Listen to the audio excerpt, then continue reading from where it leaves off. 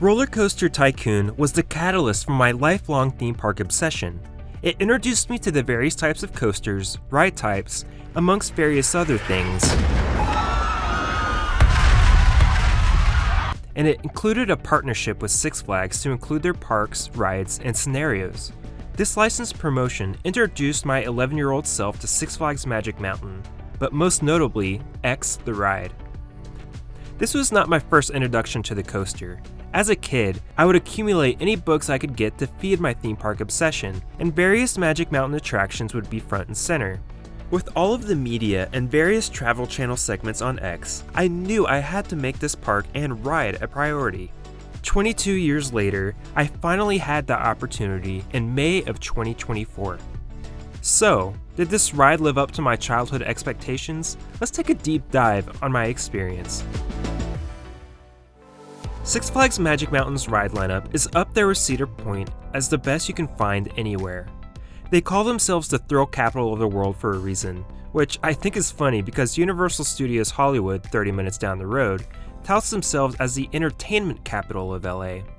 I guess you have to choose between entertainment or thrills if you're in this part of the country. So, let's examine X2. This was the big one.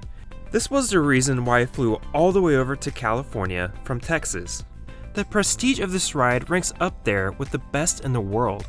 After all that build-up, all that anticipation, all those ride closures that made me wait an extra day, how did it meet my expectations? Well, like this. I wanted to like it so bad. As it violently shook my body around, I could tell there was a world-class coaster within this ride. It just hurt like heck. To make matters worse, there was a moment near the end of the ride on the final Raven turn that had the single worst moment I've ever had at a theme park. The bottom of the hill jerked my body forward, followed by a force that jerked my head back into the firm headrest. It wasn't roller coaster rough, it was car accident rough, a soreness that I can still feel in the back of my head nearly 3 weeks later. The next day, I gave this ride another go. My second attempt was in the middle of a train on an inner seat, and the ride was moderately better, but the sudden jolt on the Raven turn was still there, even as I had braced myself. When the ride was over, I looked down the train and saw other riders rubbing the back of their heads. It wasn't just me. Let's review what gives X2 its ability to have its 4D movement. It's not free spinning. There are road rails that you'll find on almost any coaster, and there are seat rotation rails with a set of wheels, and the distance between the two rails drives a gear connected to the seats that give it its rotation throughout the ride. Perhaps this design and the wear and tear throughout the years have contributed to the rough intensity the ride is known for today. Let me play this clip a few times. Notice the 4D movement that makes the ride famous. Keep watching, and you'll notice the jerkiness on the outside seats. Pay close attention to the third to last row, and you'll notice it even more.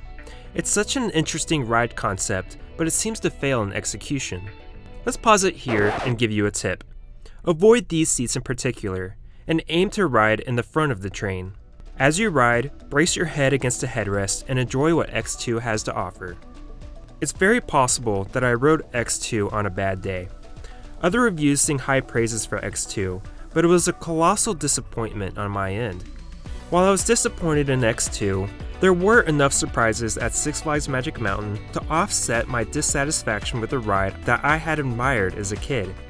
It was fun to walk around the park I had once controlled on my computer 20 years ago, but hopefully there will be a refurbished X3 to greet me on my next visit.